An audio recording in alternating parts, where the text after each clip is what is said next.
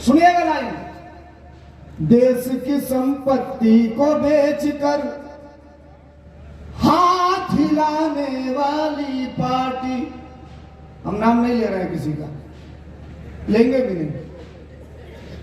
देश की संपत्ति को बेचकर हाथ हिलाने वाली पार्टी, एमपी एमएलए खरीद कर, कोर्ट कचहरी खरीद कर सरकार बनाने वाली पार्टी। और अगली line, ED CD CBI, ED CD CBI को अरे हथियार बनाने वाली पार्टी। और अगली लाइन आपके कलेजे तक जाए तो स्वागत चाहूंगा। क्या ईडी सीडी सीबीआई को अरे हथियार बनाने वाली पार्टी, भाईचारा क्या जाने भाई को लड़ाने वाली पार्टी, भाईचारा क्या जाने भाई को लड़ाने वाली पार्टी। दो ही लाइन है, एक लाइन खत्म। अगली लाइन सुनिएगा। इस देश में दो तरह की राजनीति हो रही है। सामाजिक स्तर के लोग, आप लोग बैठे हो, कलेजे पर हाथ रखना, जरा बोल देना।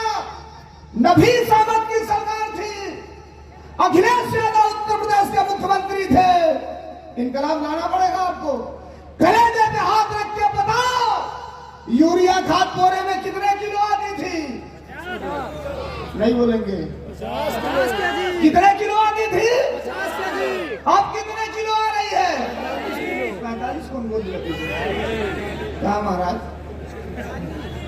अभी आपको समझते समझते तो लूट के लेके भाग जाता हूँ। 40 किलो। एक दिन हमने पूछा टेलीविजन पे सरकारी पार्टी के प्रवक्ता से, खाद क्यों कम कर दिया? कहा बोरा का वजन बड़ा था, भारी हो गया था। तो हमने कहा चलो कितने कम किया? कहा 10 किलो। हमने कहा दाम कम किए? तो कहा दाम काहे कम करेंगे, हमने दो काहे लोगे तुम। दूसरी लाइन सुनिए। किसानों के ऊपर यूपी में, किसानों के ऊपर यूपी में अरे थार चढ़ाने वाली पार्टी, थार थार, किसानों के ऊपर यूपी में थार चढ़ाने वाली पार्टी, पकौड़े के धंधे को ये रोजगार बताने वाली पार्टी। और अगली लाइन आपके कलेजे तक जाइए, इनकलाब है, हम कलाकार ही पैदा करते हैं।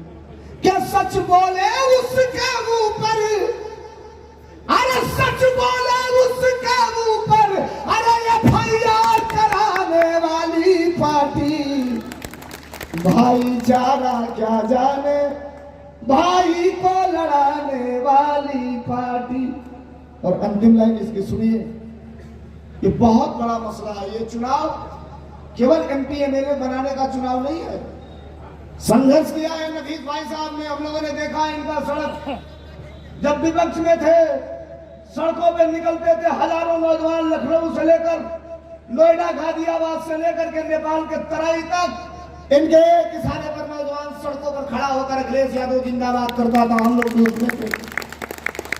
बहुत कुछ सीखा हम लोगों ने आपके विधायक से। आपके विधायक ने नेता बनाया, समाजवादी पार्टी नेता बनाती है, और नेता बिना शुल्क का बनाती है, बिना दाम का बनाती है। ये लाइन सुनिए। आरक्षण को किस्तों में, बड़ी लाइन है, आरक्षण को किस्तों में आहार बनाने वाली पार्टी। आरक्षण की बात चिल्लाई जाती है, मंच पे खड़ा होकर लोग 1585 की बात करते, आरक्षण खत्म हो रहा है इसकी बात करते। साहब अगर ये 2024 में रिपीट हो गए, गारंटी दे रहा हूं, 2 मिनट और है, अगर रिपीट हो गए तो आपसे कहेंगे कि 100% में आपको आरक्षण दे रहा हूं। विधायक जी 100% दे भी देंगे आपको 100%। लेकिन सवाल यह है कि जब तक आपको 100% आरक्षण देंगे तब तक देश का सब चीज प्राइवेट हो चुका होगा, आरक्षण लागू होगा सरकारी पर। जब सरकारी कुछ रहिए ना जाई तो आरक्षण वाले के चाटल नहीं का कोई नहीं।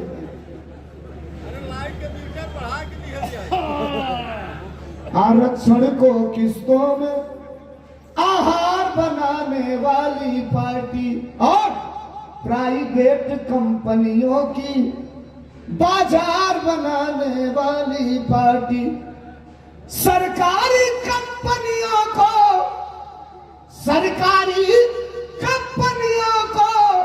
अरे बेकार बनाने वाली पार्टी, भाईचारा क्या जाने, भाईचारा क्या जाने, भाई से लड़ाने वाली पार्टी।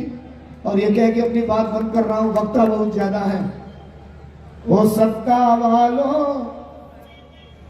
सत्ता वाले किए हो तू घोटाले इस जनता के साथ में,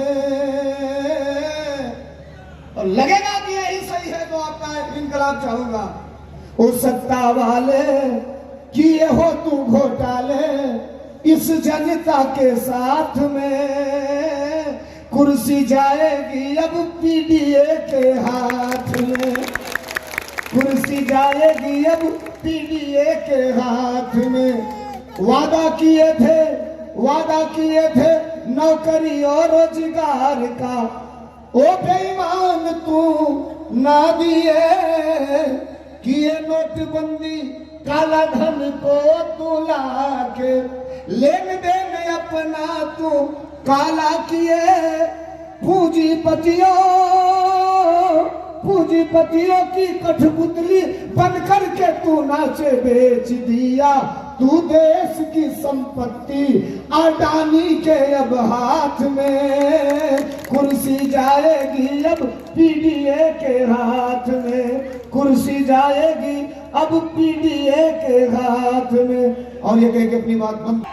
हम परवाने हैं मौत सफा, मरने का किसको खौफ, यहाँ तलवार तुझे झुकना होगा, गर्दन ने बगावत कर ली है। मंच पर विराजमान सभी सम्मानित नेता कार्यकर्ता, फ्रंटल संगठन के चारों अध्यक्ष और सामने बैठे हुए, असल में ये जो लोग बैठे हैं यही एमपी और एमएलए बनाने की असली फैक्ट्री है जो सामने बैठे हुए हैं। हम आप सभी सम्मानित सज्जनों को धर्मेंद्र सोलंकी, प्रदेश अध्यक्ष समाजवादी पार्टी सांस्कृतिक प्रकोष्ठ, आप सबके चरणों में बहुत बहुत नमस्कार, बहुत बहुत धन्यवाद ज्ञापित करता हूं। अपील करने के लिए आया हूं, माननीय नबीर साहब ने आदेशित किया है, संचालक महोदय ने आदेशित किया है, आपके प्रत्याशी हैं फिर से आदरणीय धर्मेंद्र यादव जी। देश के सबसे बड़ी पार्लियामेंट में जब पिछड़ों, दलितों, गरीबों, अल्पसंख्यकों की आवाज आदरणीय नेताजी के बाद अगर पूरी मजबूती से रखने वाला किसी व्यक्ति को श्रेय जाता है तो एक नाम आदरणीय धर्मेंद्र यादव वो नाम जाता है। साथियों, लड़ाई बड़ी विषम परिस्थितियों की है, लड़ना उनसे है जिनके पास झूठ की सबसे बड़ी फैक्ट्री है, फैक्ट्री।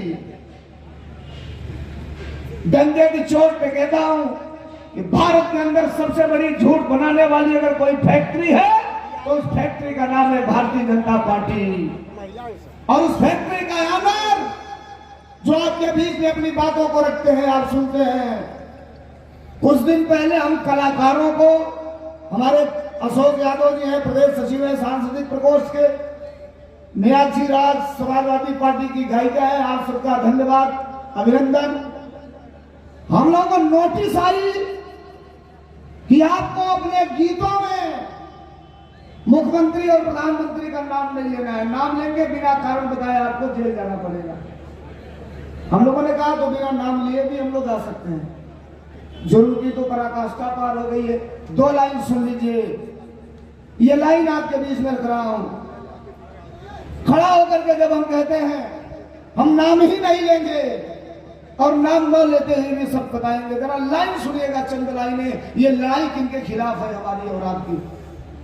एक वोट आपका तय करेगा कि 4 जून के बाद इस देश में फिर मंच लगाकर, लाउड स्पीकर लगाकर, कुर्सियां लगाकर फिर आप इस मंच पर इन नेताओं से बुलवा पाएंगे कि नहीं बुलवा पाएंगे, आप बैठकर फिर सुन पाएंगे कि नहीं सुन पाएंगे, 4 जून के बाद इस देश में तय हो जाएगा।